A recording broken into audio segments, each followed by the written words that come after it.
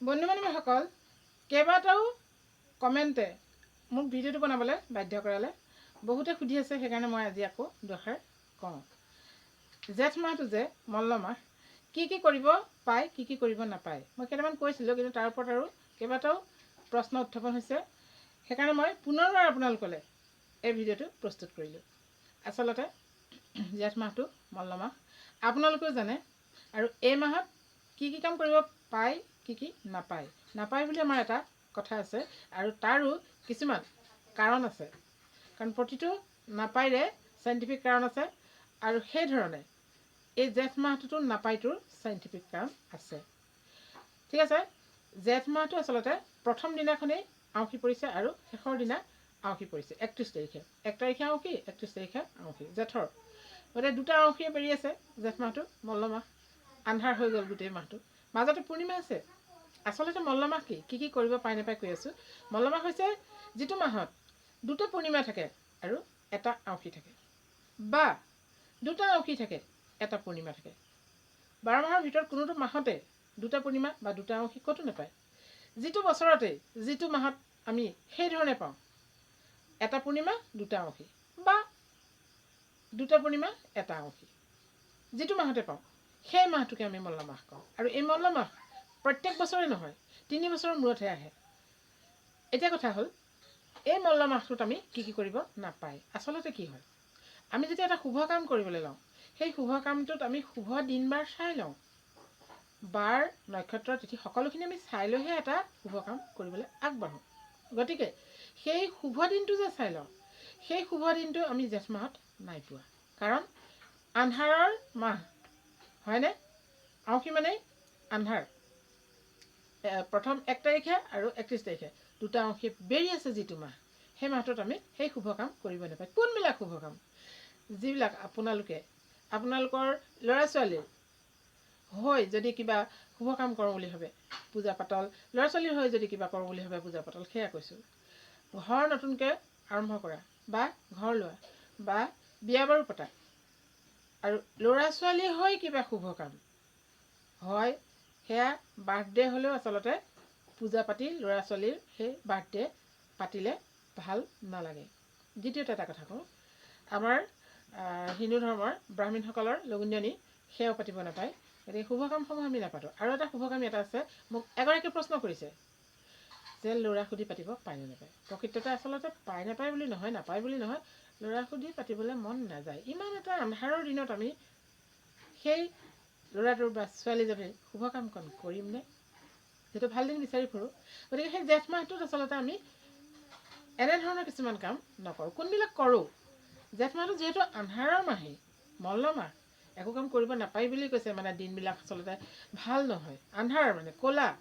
আমি আউসীত কিবা ভাল কাম কৰোঁ জানো? ঠিক তেনেকৈ গোটেই মাহটো যেতিয়া দুটা আউসীয়ে বেৰি ৰাখে, তেতিয়া সেই মাহটো সেই আন্ধাৰৰ নিচিনা হয়। গতিকে সেই মাহটোত আমি কৰিবলৈ ভাল নালাগে। মানে কিছুমান কাম কৰিব পাৰি। কোনবিলাক? শ্ৰাদ্ধ কৰিব পাৰে, মৃতকৰ কাৰণে সেইখিনি কাম কৰিব পাৰে, সকাম কৰিব পাৰে। কথা হ'ল সকাম কৰিব লাগিবই বাৰু, কৰিব পাৰে। খালি কি কাৰণ, মানে সেইবিলাক কাম কৰিব পাৰে। সেইবিলাক কাম বোলে শুভ নহয় নেকি? সেই কামবিলাকো শুভ, কিন্তু শ্ৰাদ্ধ হৈছে মৃতকৰ কাৰণে আমি কৰা। গতিকে আমি আউসী একাদশীত ধৰি আমি শ্ৰাদ্ধ কৰোঁ। গতিকে জেঠ মাহত শ্ৰাদ্ধ কৰিব পাৰে, সকাম কৰিব পাৰে।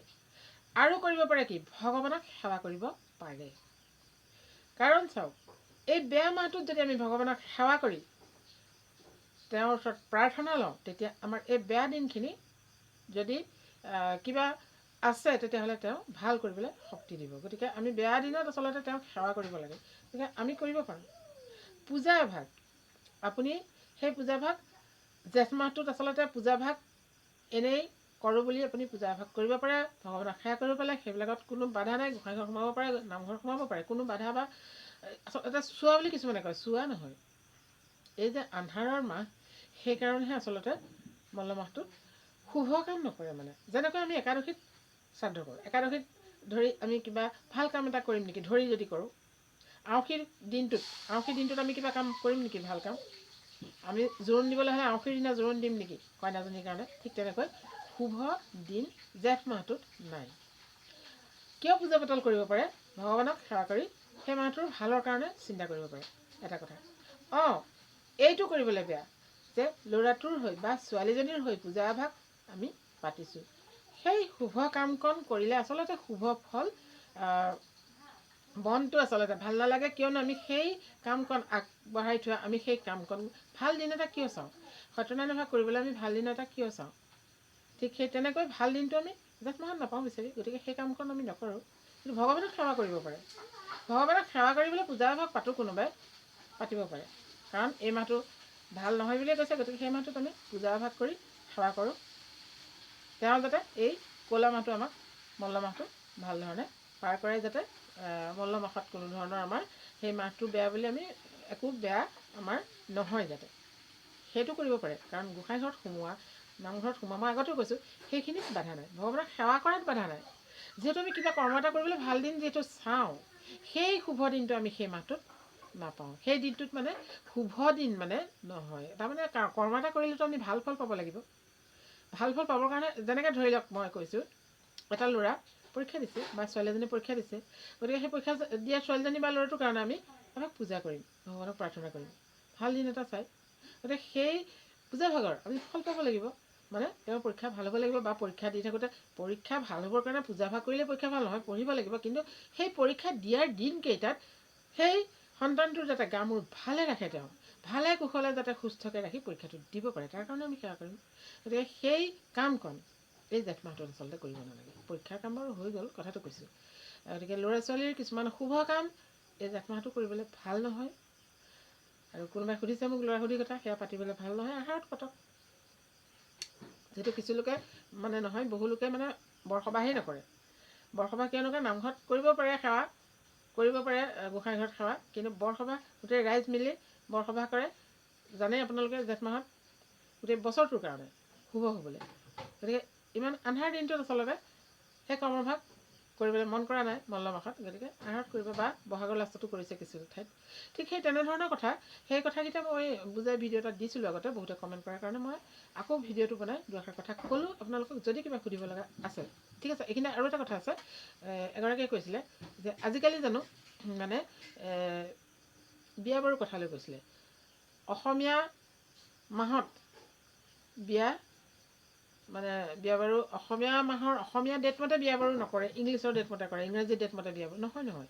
সেইটো মই কমেণ্টটো বাৰু কৰিছোঁ, মানে আচলতে অসমীয়াৰ কেলেণ্ডাৰ চাইয়ে বিয়া বাৰুৰ দিন ঠিক কৰে।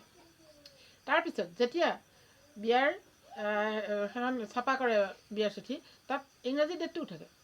আৰু মানুহে যিটো ইংৰাজী মাহটোৰ কথাই কৈ থাকে, ইংৰাজী ডেটটোৰ কথাই কৈ থাকে, গতিকে মানুহ ঘৰলৈ মাতিবলৈ যাওঁতে ইংৰাজী ডেটটো কৈ দিয়ে। সেই ইংৰাজী ডেটটো চোৱাই চিতাই কোৱা ডেট নহয়, সেই অসমীয়া ডেটটো চাই পেলাই যিটো ডেট পাইছে, সেই ডেটত যি ইংৰাজী ডেট পৰিছে সেই ডেটটো কৈ পেলাই মাতেহে।